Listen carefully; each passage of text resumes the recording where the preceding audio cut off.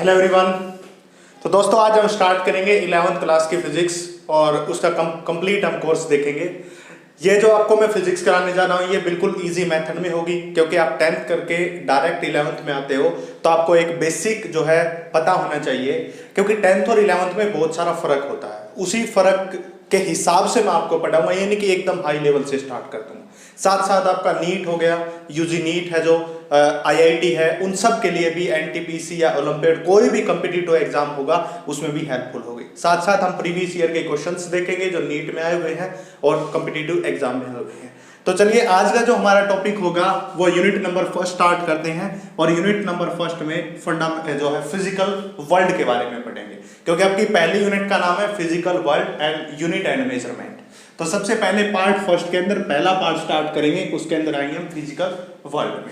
ठीक है, आज का जो हमारा टॉपिक होगा जो हमें स्टडी करना है फिजिकल वर्ल्ड के अंदर, जो मेन टॉपिक हम स्टडी करेंगे, बेसिक्स तो करेंगे।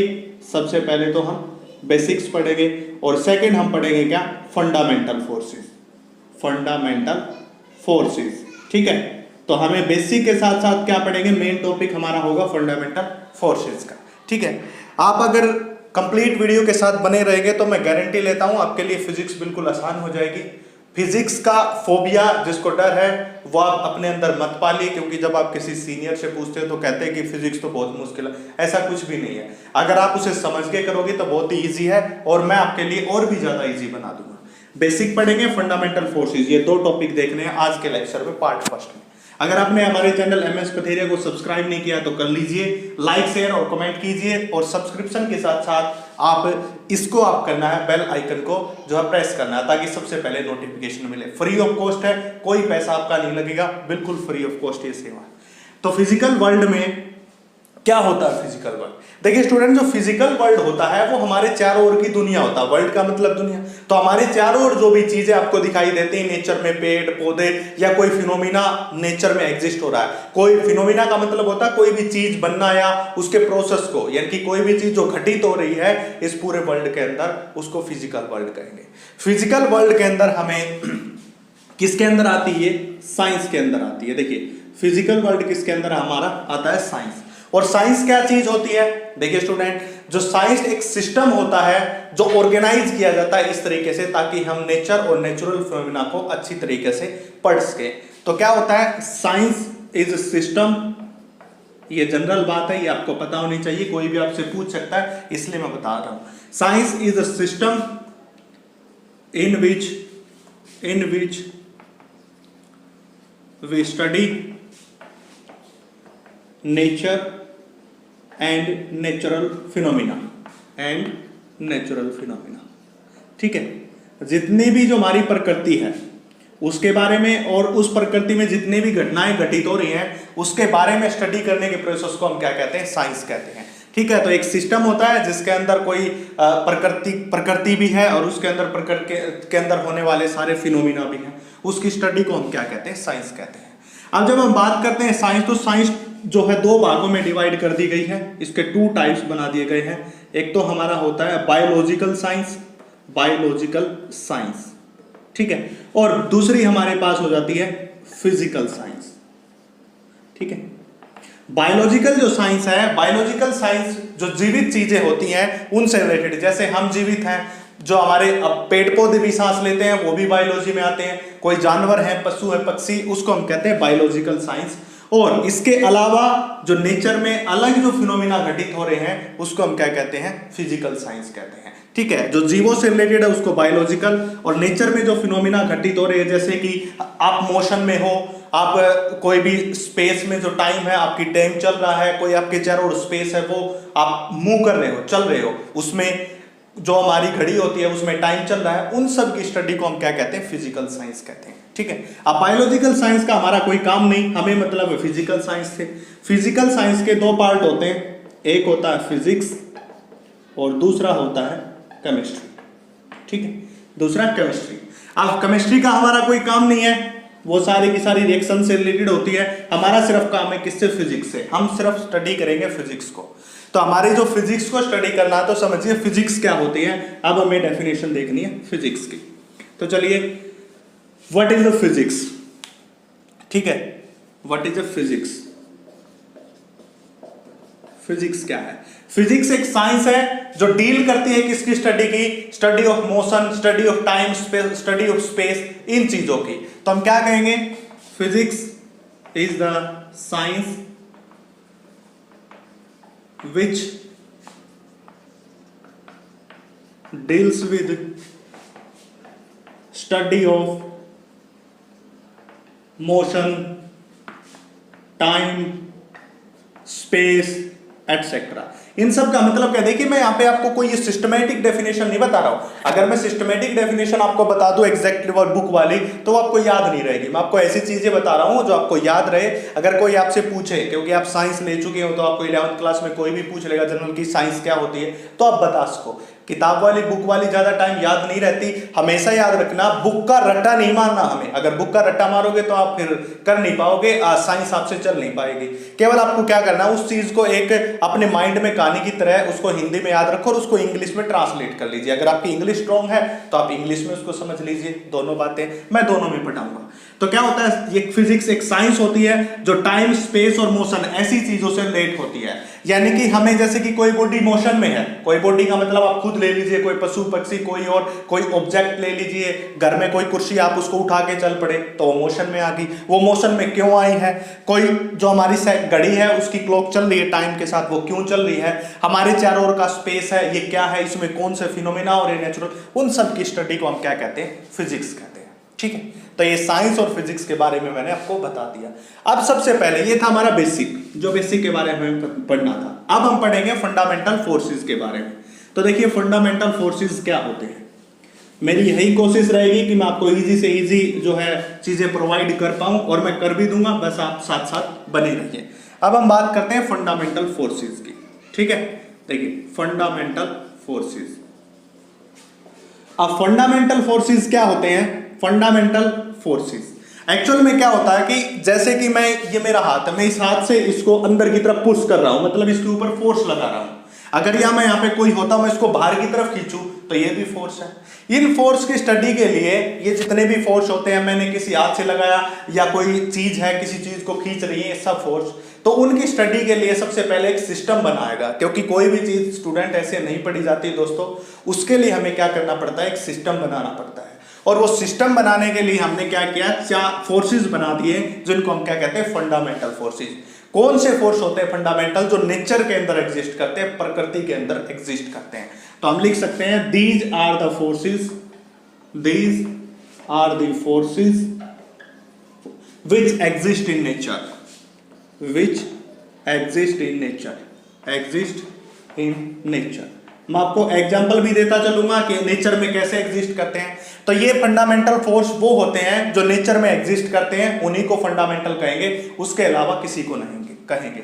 ये कितने टाइप के होते हैं? 4 टाइप्स के होते हैं स्टूडेंट, 4 टाइप्स के। देखिए सबसे पहला जो फंडामेंटल फोर्स है वो है ग्रेविटेशनल फोर्स। ये ग्रेविटेशनल फोर्स, फंडामेंटल फोर्स कैसे हो सकता है, मैं वो आपको समझाऊंगा जब इसकी कंप्लीट डिटेल बताऊंगा। ठीक है, सेकंड फोर्स आपके पास हो जाएगा electromagnetic force, electromagnetic force. Third जो आपके पास हो जाएगा वो हो जाएगा weak nuclear force, weak nuclear force.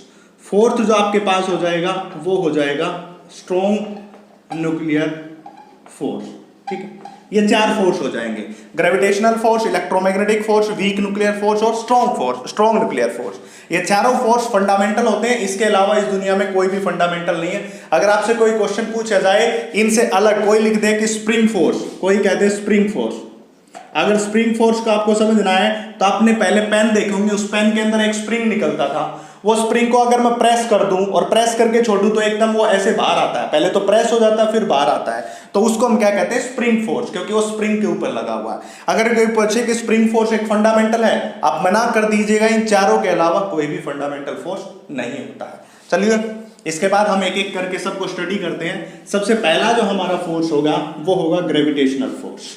ठीक है, कैसे इस पे क्वेश्चन आ सकते हैं? पहला क्वेश्चन तो बता दिया, जैसे आ सकता है साथ साथ में बताता चलूंगा। तो चलिए सबसे पहले फोर्स के बारे में हम पढ़ेंगे। यहाँ पे मैं स्टार्ट करता हूं। सबसे पहला फोर्स जिसको हम क्या कहेंगे? Gravitational force, gravitational force. 9th class में थोड़ा थोड़ा इसके बारे में आपने पढ़ चुके हैं, पर आपको याद नहीं होगा इतना, मैं साथ साथ बताता चलूंगा।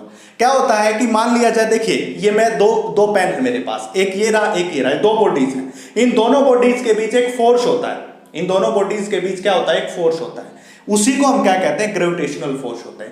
मैं यहां पे खड़ा हूं, ये ब्लैक बोर्ड यहां पे है, इसके और मेरे बीच भी एक फोर्स है। आपको यूनिवर्स में कोई भी बॉडी जो दिखाई दे रही है उनके बीच हमेशा एक फोर्स होता है, बट वो फील नहीं होता क्योंकि वो फोर्स बहुत ही वीक होता है, उसकी स्ट्रेंथ बहुत ही कम होती है। बट एक फोर्स जरूर होता है इस दुनिया के अंदर, उसी को हम क्या कहते हैं, ग्रेविटेशनल फोर्स कहते हैं। जब न्यूटन किसी पेड़ के नीचे बैठा था और ऊपर से सेब आके एप्पल आके नीचे गिरा था, तो वो क्यों गिरा था, क्योंकि उस एप्पल के बीच और धरती के बीच एक फोर्स है जिसको ग्रेविटेशनल फोर्स कहते हैं, उसी के कारण वो नीचे आया था, ये न्यूटन ने भी बताया था। तो चलिए, gravitational force,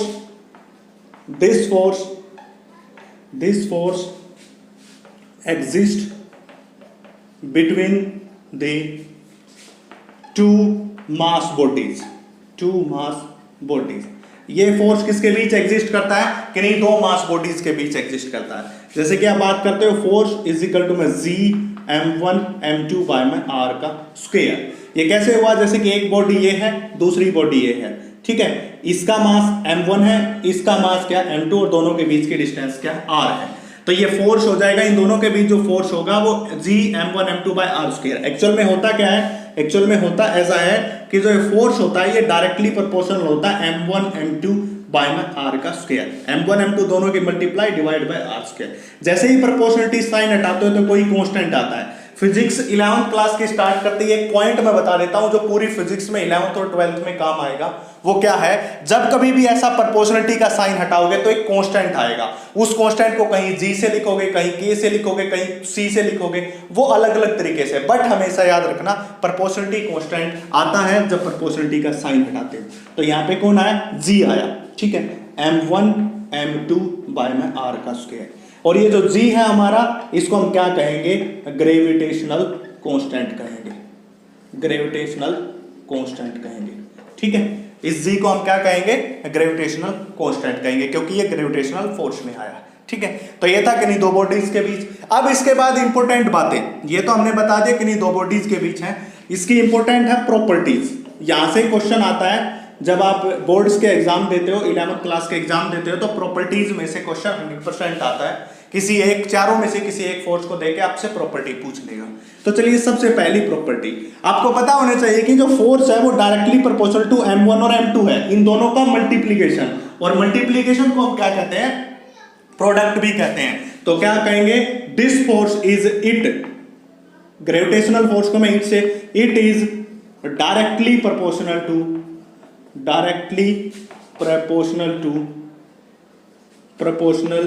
to product of mass. देखिए, मैं जो यहीं से देख लिखूंगा और कहीं से कुछ नहीं करूंगा। देखिए, प्रोडक्ट ऑफ मास, m1 और m2 दोनों की मल्टीप्लीकेशन को हम क्या कहते हैं, प्रोडक्ट कहते हैं, product of mass. It is inversely proportional to radius r का स्क्वायर, डिस्टेंस का स्क्वायर। स्क्वायर का मतलब क्या होता है, इनवर्स स्क्वायर। देखिए, force is inversely proportional to r square, इसलिए हम इसको क्या कहते हैं, inverse square law, r square का। तो हम क्या कहेंगे, इट ओबे इनवर्स स्क्वायर ला।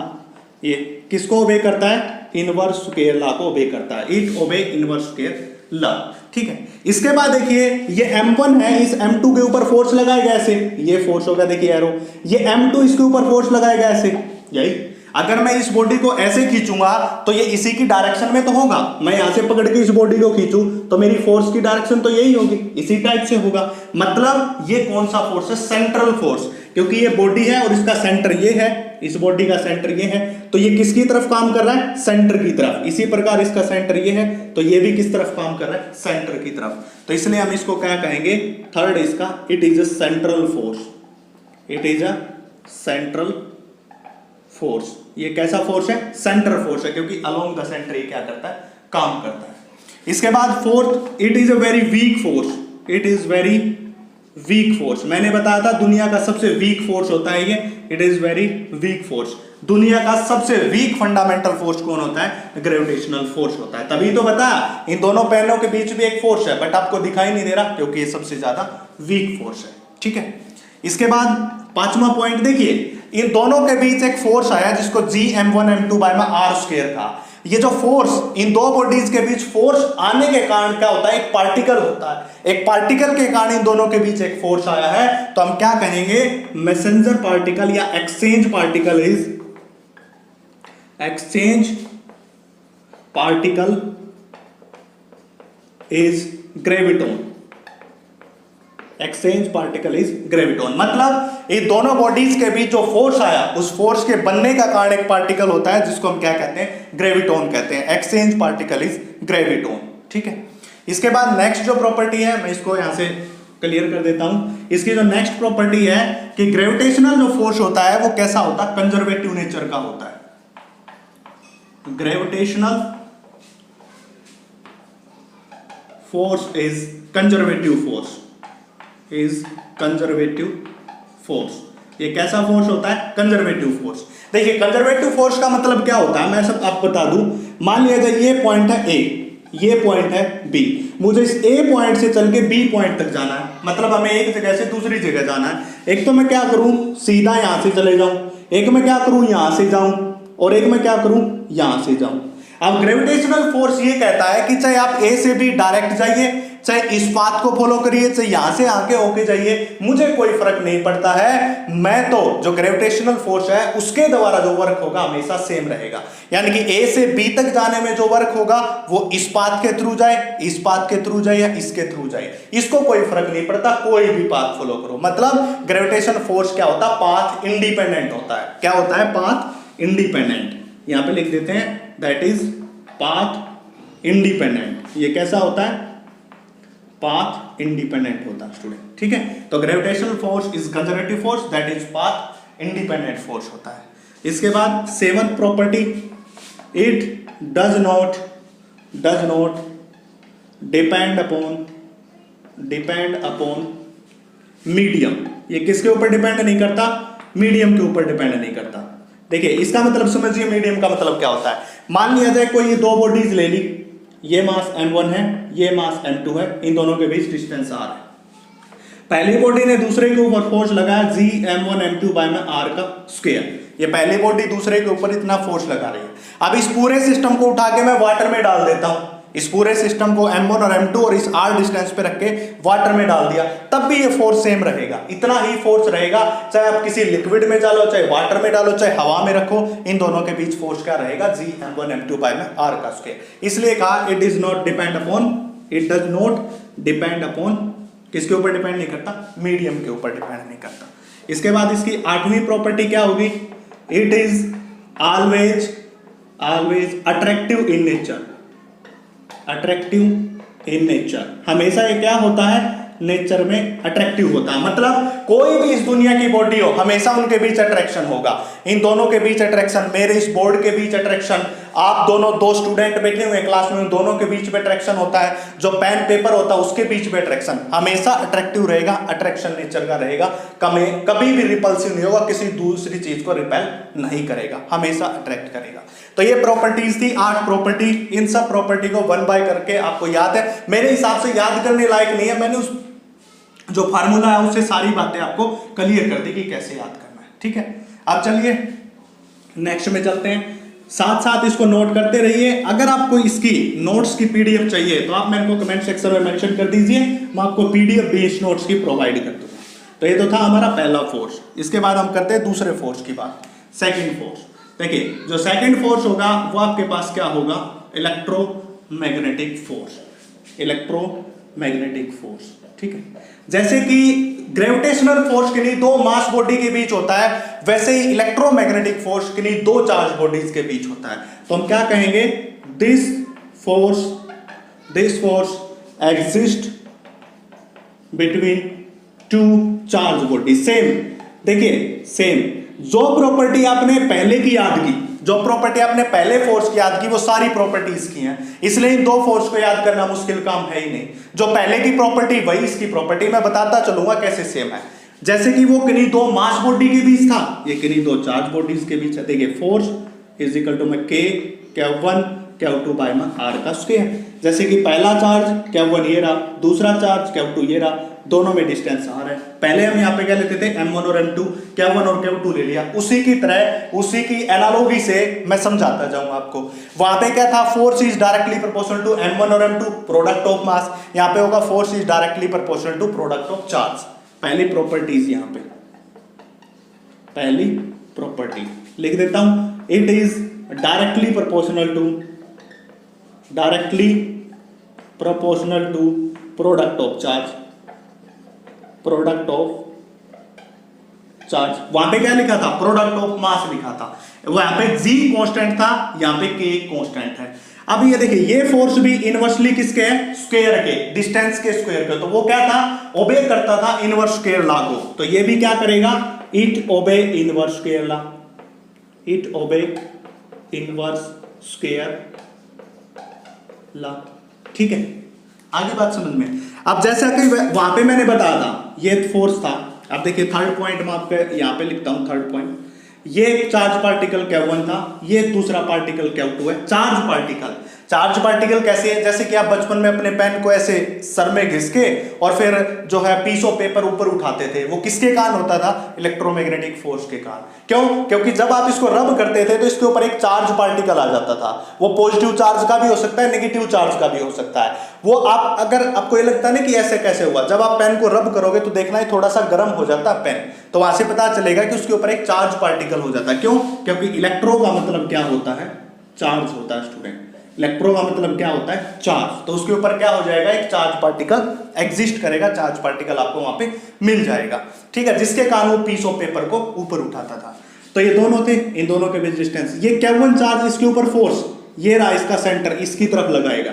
इसी प्रकार ये Q2 चार्ज फोर्स इस तरफ, सेंटर की तरफ। तो ये भी सेंट्रल फोर्स है, जैसे कि ग्रेविटेशनल फोर्स सेंट्रल था। तो हम क्या कहेंगे, it is a central force, central force.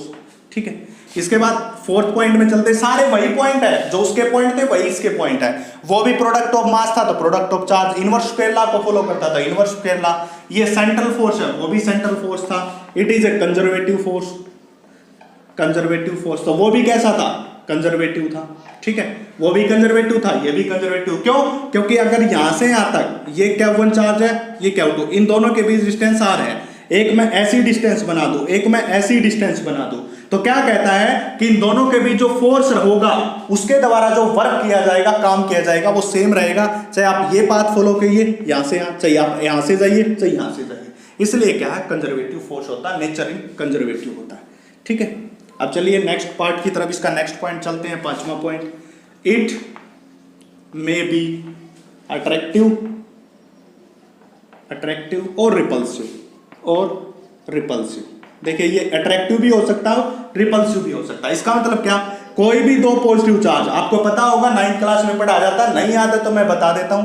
जो कोई भी पॉजिटिव चार्ज होते हैं एक दूसरे को रिपेल करते हैं। अगर आप पॉजिटिव पॉजिटिव, आप मैग्नेट लेके आते थे, या देख बचपन में आप नॉर्थ पोल मैग्नेट का नॉर्थ की तरफ, तो रिपेल करती थी, वैसे ही चार्ज में होता है। अगर पॉजिटिव पॉजिटिव को लेके आओगे तो रिपेल करेंगे, अगर पॉजिटिव और नेगेटिव को पास लेके आओगे तो अट्रैक्ट करेंगे। इसका मतलब इलेक्ट्रोमैग्नेटिक फोर्स अट्रैक्ट भी कर सकता है और रिपेल, इसलिए अट्रैक्टिव नेचर का है और रिपल्सिव नेचर का भी। ठीक है, 6th point, it is depend upon it medium, it depend upon medium. ये किसके ऊपर डिपेंड करता है, मीडियम के ऊपर डिपेंड करता है। कैसे, जैसे कि ये दो चार्ज पार्टिकल लिया, Q1 और Q2, इन दोनों के बीच डिस्टेंस r है, इन दोनों के बीच फोर्स है K, Q1 Q2 बाय में r का स्क्वायर। ठीक है, अगर मैं इस पूरे सिस्टम को उठा के किस में रख दूं, वाटर में रख दूं, तो ये फोर्स चेंज हो जाएगा, अलग फोर्स आएगा नया।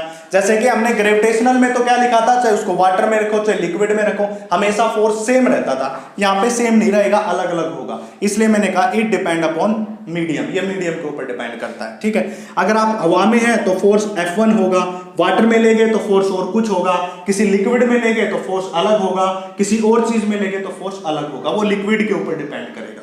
ठीक है, तो ये it is depend upon medium के ऊपर। ठीक है, तो ये हो गया हमारा सेकंड फोर्स। ठीक है, चलिए अब नेक्स्ट में चलते हैं। ये दो फोर्स आपने पढ़ लिए होंगे, साथ साथ उतारते रहिए। पीडीएफ चाहिए तो मेरे को मेंशन कर दीजिए। अब इसके बाद आता थर्ड हमारा, चलिए थर्ड की तरफ चलते हैं। थर्ड हमारा कौन सा था, थर्ड हमारा था स्ट्रॉन्ग न्यूक्लियर फोर्स, हम पढ़ेंगे थर्ड, और उसके बाद वीक न्यूक्लियर फोर्स। देखिए strong nuclear force, strong nuclear force. Strong nuclear force क्या होता है? स्ट्रॉन्ग न्यूक्लियर फोर्स इसका नाम ही है, सबसे स्ट्रॉन्ग, दुनिया का सबसे स्ट्रॉन्ग फोर्स। पहली प्रॉपर्टी मैं अभी बता देता हूं, ये दुनिया का सबसे स्ट्रॉन्ग फोर्स होता है, इसलिए इसका नाम स्ट्रॉन्ग न्यूक्लियर फोर्स होता है। और ये कहां पे एग्जिस्ट करता है? This force is responsible for attraction between elementary particle in nucleus।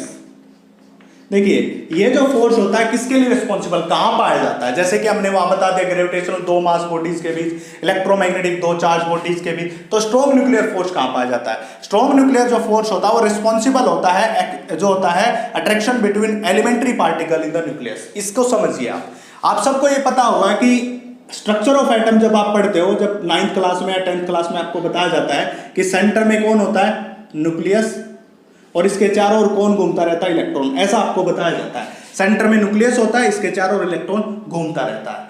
तो ये जो न्यूक्लियस होता है ना, ये न्यूक्लियस, इस न्यूक्लियस के अंदर ये स्ट्रॉन्ग न्यूक्लियर फोर्स पाया जाता है। बस इसी दुनिया में सिर्फ और सिर्फ जो न्यूक्लियस होता है उसके अंदर ये पाया जाता है, इसलिए हम इसको क्या कहते हैं? स्ट्रॉन्ग न्यूक्लियर फोर्स कहते हैं। ठीक है, इस न्यूक्लियस में क्या होता है? इस न्यूक्लियस में जो होते हैं न्यूट्रॉन होते हैं, इसके अंदर क्या होते हैं? प्रोटॉन होते हैं, इसके अंदर क्या होते हैं? मिजोन भी हो सकता है, बोसोन भी हो सकता है, ये सब होते हैं। ठीक है, न्यूट्रॉन, प्रोटॉन, मिजोन, बोसोन, इन सब को ही एलिमेंट्री पार्टिकल कहते हैं। इसको ही क्या कहते हैं? Elementary particle. तभी तो कहा this force is responsible for attraction between elementary particle in the nucleus. इस न्यूक्लियस में elementary particle, neutron, proton, meson और बोसोन, इन सब के बीच जो अट्रैक्शन होता है, एक दूसरे को अट्रैक्ट करते हैं, उसी अट्रैक्शन जो होता है, उसी अट्रैक्शन का जो फोर्स होता है न्यूक्लियस के अंदर, वो स्ट्रॉन्ग न्यूक्लियर फोर्स होता है स्टूडेंट। तो ये था, आई थिंक समझ आ गया होगा। ठीक है, अब आप देख सकते हो, आप देखिए पहला मैंने बता दिया दुनिया का सबसे स्ट्रॉन्ग फोर्स, दूसरा ये केवल इस न्यूक्लियस में ही पाया जाता है, इससे बाहर नहीं। मतलब रेंज कितनी है, ये कहां तक काम करेगा? इसकी निक्की सी है 10⁻⁻15 मीटर, स्मॉल रेंज है इसकी, बहुत कम रेंज है, बस इतने में काम करेगा, इससे ज्यादा में काम करेगा ही नहीं। रेंज का मतलब क्या होता है कि अगर मैं आपको कहूं, जैसे कि आपको पता होगा कुत्तों का एरिया होता है, आप डॉग्स को देखते हो, अपनी जो गली होती है वहीं पे तो शेर रहते हैं जहां तक उसकी रेंज होती है। अगर किसी दूसरे के इलाके में चले गए तो वहां पे जाके वो बिल्कुल भीगी पल्ली बन जाते हैं, तो उसी को हम क्या कहते हैं? रेंज कहते हैं। तो कितना इलाका है उसका रेंज कहते हैं। ठीक है, अब इसकी प्रॉपर्टीज पे चलते हैं। चलिए इसकी प्रॉपर्टीज देखिए। सबसे पहले property, it is the strongest force in nature. It is strongest, पहले ही बताया था नाम देख के, स्ट्रॉन्गेस्ट फोर्स इन नेचर, सबसे पहली प्रॉपर्टी। ठीक है, दूसरी, it is attractive up to 10⁻⁻15 metre. ठीक है, अभी मैंने बताया कि सेंटर में पॉजिटिव चार्ज, इलेक्ट्रॉन चारों ओर घूमता है। ठीक है, तो इस न्यूक्लियस का जो साइज होता है, इसका जो साइज है वो कितना है? 10⁻⁻15 मीटर। इसलिए कहा it is attractive up to 10⁻⁻15 metre, यानी कि जब तक उस फोर्स के बीच की जो डिस्टेंस है वो 10⁻⁻15 मीटर होगी, तब तक तो अट्रैक्ट करेगा, उसके बाद ये काम करना बंद कर जाएगा, फिर कोई स्ट्रॉन्ग न्यूक्लियर फोर्स होगा ही नहीं, ये काम नहीं करेगा, इसलिए मैंने कहा। ठीक है, इसके बाद हम नेक्स्ट बता देते हैं इसकी बातें। इसके बाद आती है third, it is not conservative. उनका अपोजिट, जो हमने इलेक्ट्रोमैग्नेटिक और ग्रेविटेशन में पढ़े थे, वो सारे पॉइंट लिखने हैं, बट उसके अपोजिट लिखने हैं। जैसे हमने लिखा था इट इज ए कंजर्वेटिव, यहां पे लिखेंगे इट इज नॉट कंजर्वेटिव। ठीक है, इसके बाद force, it is not central force. ठीक है, अब पांचवा पॉइंट, एक्सचेंज पार्टिकल इज मिजोन और पाई मिजोन। ठीक है, मैंने क्या बताया था? स्ट्रॉन्ग न्यूक्लियर फोर्स, इस स्ट्रॉन्ग न्यूक्लियर फोर्स को बनने का जो कारण होता है वो होता है एक्सचेंज पार्टिकल। एक्सचेंज पार्टिकल क्या होता है? जो इस स्ट्रॉन्ग न्यूक्लियर फोर्स के बनने का कारण है, उसका नाम क्या है? पाई मिजोन है। ठीक है, तो ये हमारे हो गए 5 पॉइंट किसके बारे में? स्ट्रॉन्ग न्यूक्लियर फोर्स के बारे में। तो इन पांचों को याद रखिएगा। ठीक है, तो हम नेक्स्ट में चलते हैं। हम लास्ट जो हमारा है, लास्ट जो हमारा होगा वीक न्यूक्लियर फोर्स होगा, सबसे जो लास्ट का है वो कौन सा होगा, वीक न्यूक्लियर फोर्स। चलिए लास्ट का कर लेते हैं, weak nuclear force, nuclear force. देखिए जो वीक न्यूक्लियर फोर्स होता है वो कहां पाया जाता है, वो पाया जाता है रेडियोएक्टिव डिके के अंदर, बीटा एमिशन होता है। अब आपको पता नहीं होगा रेडियोएक्टिव डिके क्या होता है। रेडियोएक्टिव क्या होता है, कि रेडियोएक्टिव एलिमेंट होते हैं, जैसे कि यूरेनियम होता है, जैसे कि क्या होता है यूरेनियम, ये एक रेडियोएक्टिव एलिमेंट है। और यूरेनियम के अंदर से हमेशा रेडिएशंस निकलती है। कैसे निकलती है, जैसे कोई आप लोहे की रोड लीजिए, उस रोड को गर्म कर लीजिए, जब उस रोड के पास, जैसे कि ये लोहे की रोड है, आप इसके पास ऐसे हाथ लेके जाओगे तो आपको यहाँ से थोड़ा थोड़ा एरिया गर्म लगेगा। क्यों, क्योंकि उसमें से रेडिएशंस निकल रही है। वैसे ही यूरेनियम का जो एटम होता है, इसके अंदर से हमेशा रेडिएशंस निकलती हैं। उस रेडिएशंस में जो फोर्स होता है उसको हम क्या कहते हैं, वीक न्यूक्लियर फोर्स कहते हैं। तो weak nuclear force always exist between, हम लिखेंगे weak nuclear force always exist between the particle present in radioactive decay। देखिए जब रेडियोएक्टिव डिके होता है स्टूडेंट, मैंने अभी बताया एक यूरेनियम नाम का जो एलिमेंट है वो हमेशा रेडिएशंस निकालता है। उस रेडिएशंस जो निकलती हैं, उन रेडिएशंस में अल्फा, बीटा और गामा पार्टिकल निकलते हैं। और उन पार्टिकल्स के बीच में कौन कौन निकलते हैं, अल्फा, बीटा, गामा, यानी कि जो प्रोटॉन होता है ये निकलता है, एनर्जी निकलती है, अल्फा, बीटा, गामा निकलते हैं। और उसके अंदर जो फोर्स होता है वीक न्यूक्लियर फोर्स होता है। ये थोड़ा कम समझ में आएगा क्योंकि आप जब 12th क्लास में जाओगे तो वहां पे आपके रेडियोएक्टिव का कंसेप्ट आएगा, वहां पे ज्यादा समझ आएगा। यहाँ पे ये याद रखिए कि कोई जैसे लोहे की रोड है, उसमें से रेडिएशन निकलती है, ऐसे ही एलिमेंट्स में से निकलती है। उस रेडिएशंस में जो फोर्स पाया जाता है उसको वीक न्यूक्लियर फोर्स कहते हैं। ठीक है, इसके बाद इसकी प्रॉपर्टीज पे चलते हैं। प्रॉपर्टीज जो चलेंगे, प्रॉपर्टीज पे क्या, सबसे पहली property, this force it is present in beta decay और बीटा एमिशन। मैंने अभी बताया ना रेडियोएक्टिव डिके, तो रेडियोएक्टिव डिके में भी बीटा डिके होता है। उस बीटा डिके में ये प्रेजेंट होता है, ये पार्टिकल, ये फोर्स प्रेजेंट होता है, जिसको हम वीक न्यूक्लियर फोर्स कहते हैं। इसकी जो सेकंड हम बात करेंगे, range of weak force is 10⁻⁻16 metre. जैसे कि हमने स्ट्रॉन्ग न्यूक्लियर फोर्स की कितनी बताई थी रेंज, 10⁻⁻15 मीटर, तो इसकी क्या होती है 10⁻⁻16 मीटर, उसी के बराबर होती है। ये प्रॉपर्टी होती है। इसको लिख सकते हो, it is not conservative, it is not central, it does not follow inverse scale, तो वो लिख सकते हैं। मेन इसकी ये दो ही होते हैं, इसके अलावा और कुछ भी इसके अंदर नहीं होता है। इसके बाद मैं आपको बता देता हूं, जो कोई भी प्रोसेस होता है जिसके अंदर क्या इन्वॉल्व होता है, न्यूट्रिनो और एंटी न्यूट्रिनो क्या होता है। इसके बाद एक प्रॉपर्टी और मैं बता देता हूं, एनी प्रोसेस, देखिए कोई भी प्रोसेस, न्यूट्रिनो और एंटी न्यूट्रिनो भी पार्टिकल होते हैं। एनी प्रोसेस, कोई भी process involving neutrino and anti neutrino, कोई भी ऐसा प्रोसेस जो इन्वॉल्व करता है neutrino is anti neutrino is governed by weak nuclear force. इसका मतलब क्या होता है स्टूडेंट, कोई भी प्रोसेस, इस दुनिया का कोई भी प्रोसेस, जैसे कि रेडिएशन से निकलती है, अभी बताया, जब उसके अंदर न्यूट्रिनो और एंटी न्यूट्रिनो निकले तो वो किसके कारण निकलते हैं, वीक न्यूक्लियर फोर्स के कारण निकलते हैं। न्यूट्रिनो एंटी न्यूट्रिनो क्या होते हैं, जैसे कि इलेक्ट्रॉन होता है, जैसे कि प्रोटॉन होता है, वैसे भी न्यूट्रिनो और एंटी न्यूट्रिनो भी होते हैं, उनका नाम होता है, वैसे ही पार्टिकल होते हैं। इसके बाद fourth property, exchange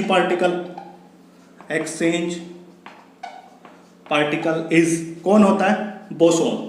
exchange particle is boson, यानी कि वीक न्यूक्लियर फोर्स को बनाने वाले पार्टिकल का नाम क्या होता है, बोसोन होता है। तो ये हमारे क्या हो गए, फोर्स हो गए चारों के चारों। अब क्या कहोगे कि सर ये फोर्स तो आपने बता दी, इनकी प्रॉपर्टी भी याद कर ली, इस पे क्वेश्चन कैसे आ सकता है, कुछ अलग भी आ सकता है क्या, वो भी मैं आपको बता देता हूं। उसके लिए मैं आपको एक टेबल बना के दे देता हूं, जो आपका इस वीडियो का लास्ट पार्ट होगा। बाकी हम क्या करेंगे, अगले पार्ट में करेंगे। देखिए उसका हम कैसे बनाएंगे, एक टेबल मैं आपको बना देता हूं। टेबल में क्या होगा, फंडामेंटल फोर्सेस। वो टेबल ऐसी बना दूंगा कि जो भी प्रॉपर्टी है ऑलमोस्ट आपको एक साथ याद हो जाएंगी। इसके बाद हो जाएगी स्ट्रेंथ। स्ट्रेंथ का मतलब वो कितना ताकतवर होता है, उसके अंदर ताकत कितनी होती है। ठीक है। इसके बाद हम बात करेंगे रेंज, यानी कि वो कितनी दूरी तक काम करेगा, कब तक काम करेगा, उसके बाद नहीं करेगा। इसके बाद जो लास्ट वन है वो है एक्सचेंज पार्टिकल। एक्सचेंज पार्टिकल अभी भी बताया ना, एक्सचेंज पार्टिकल कौन होता है, जो उस फोर्स को बनाता है, जो उस फोर्स का बनाने का कारण होता है। फंडामेंटल फोर्स में सबसे पहला ग्रेविटेशनल फोर्स होगा, ठीक है। दूसरा आप बनाना वीक न्यूक्लियर फोर्स, मैं जैसे टेबल बनाऊं वैसे ही आप लिखना, weak nuclear force, weak force. Third आप लिखोगे इलेक्ट्रोमैग्नेटिक फोर्स, इलेक्ट्रोमैग्नेटिक फोर्स, ये लिखोगे आप थर्ड। इसके बाद जो फोर्स लिखोगे आप वो लिखोगे strong nuclear force, strong nuclear force. ऐसे इस रेंज में आपको इस तरीके से आपको लिखना है ये, ठीक है। अब मैंने आपको बताया था ग्रेविटेशनल फोर्स की जो स्ट्रेंथ होती है 1, सबसे कम होती है। इसकी स्ट्रेंथ को मैं 1 मान लेता हूं रेफरेंस के लिए, अपने रेफरेंस के लिए मैंने इसकी स्ट्रेंथ को कितना मान लिया, 1 मान लिया। अगर इसकी स्ट्रेंथ 1 है तो वीक न्यूक्लियर फोर्स इससे कितना ज्यादा होगा, 10⁻20 टाइम, 5 टाइम स्ट्रॉन्गर। यानी कि इस ग्रेविटेशनल फोर्स से इसकी जो ताकत है वो 10 की शक्ति 25 है, ठीक है। अब आपसे कोई पूछे कि इस दुनिया का सबसे वीक फोर्स कौन सा है, इस दुनिया का सबसे वीक फोर्स, तो कई बच्चे क्या करते हैं वीक फोर्स लगाते हैं, वो गलत है। इस दुनिया का सबसे वीक फोर्स कौन है, ग्रेविटेशनल फोर्स है। ये क्वेश्चन बहुत बार पूछा गया है कॉम्पिटिटिव एग्जाम में। बच्चे क्या करते हैं कि which one of this is जो weakest force in the nature, तो बच्चे इसको लगाए जाते हैं, नहीं, ग्रेविटेशनल फोर्स है। इलेक्ट्रोमैग्नेटिक कितना स्ट्रॉन्ग हो जाएगा, 36 टाइम, यानी कि इस ग्रेविटेशनल फोर्स से 10⁻36 टाइम स्ट्रॉन्ग है। स्ट्रॉन्ग न्यूक्लियर फोर्स कितना हो जाएगा, 10⁻38 टाइम, ठीक है। इसको याद कैसे करेंगे, इसमें फंडामेंटल पहला ग्रेविटेशन, वीक, इलेक्ट्रो, ऐसे लिखना। फिर याद रखना इसको रेफरेंस 1 मानना, 25, 36, 38, बस याद रखो 25, 36, 38। ये अंडरस्टूड होता है कि 10 की पावर 25 है, 10 की 36, 10 की 38, तो 25, 36 और 38 हो जाएगा, ठीक है। रेंज क्या, ग्रेविटेशनल फोर्स इन्फिनिटी तक काम करता है, यानी कि एक ऑब्जेक्ट तो अर्थ पे है, दूसरा ऑब्जेक्ट मून पे है, चांद पे है, तब भी फोर्स होगा, ग्रेविटेशनल फोर्स लगेगा। इसलिए इसकी रेंज इन्फिनिटी तक होता है, कोई भी दो ऑब्जेक्ट से कितनी ही दूरी पे रखे हो तब भी काम करता है। वीक न्यूक्लियर फोर्स होता है, मैंने बताया था 10⁻16 मीटर, आपको लिखवा दिया था वहां पे। इलेक्ट्रोमैग्नेटिक फोर्स भी कितना होता है, इन्फिनिटी रेंज, इसमें भी कोई भी दो चार्ज पार्टिकल कहीं पे प्लेस हो हमेशा काम करेगा। स्ट्रॉन्ग न्यूक्लियर फोर्स, इसकी भी रेंज आपने मैंने बता दी थी, 10⁻⁻15 मीटर होता है, ठीक है। एक्सचेंज पार्टिकल ग्रेविटेशनल का क्या होता है, ग्रेविटॉन होता है, आपको बता दिया था। वीक फोर्स का क्या होता है, बोसोन होता है, कहीं कहीं पे आपको W बोसोन मिलेगा, ठीक है। इलेक्ट्रोमैग्नेटिक फोर्स का कौन होता है, फोटोन, मैंने वहां पे लिखना भूल गया, वहां पे ऐड कर लेना एक पॉइंट और, exchange particle of electromagnetic force is photon. Strong nuclear force का कौन होता है, मिजोन, और इसी को हम क्या लिखते हैं, पाई मिजोन भी लिखते हैं, ठीक है। तो ये टेबल आपको याद रखनी है, इस टेबल के थ्रू सब फोर्सेस की जो इंपॉर्टेंट बातें जो पूछी जाती है वो मैंने आपको बता दी है। तो आज के लिए इतना ही। अगर आपने अब तक चैनल को सब्सक्राइब नहीं किया तो कर लीजिए, MS पथेरिया के नाम से है। तो आज के लिए इतना ही दोस्तों, थैंक यू।